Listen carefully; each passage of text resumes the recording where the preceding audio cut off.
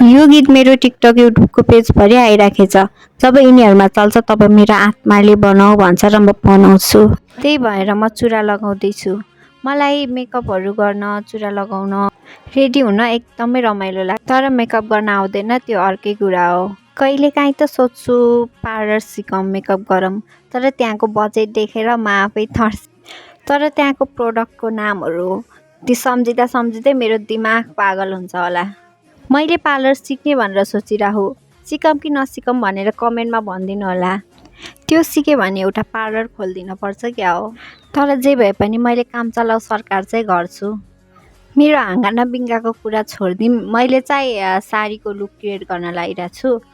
त्यसको लागि मैले रातो लिपस्टिक, रातो टिका लगाउँदैछु अनि सानो सानो झुम्काहरू।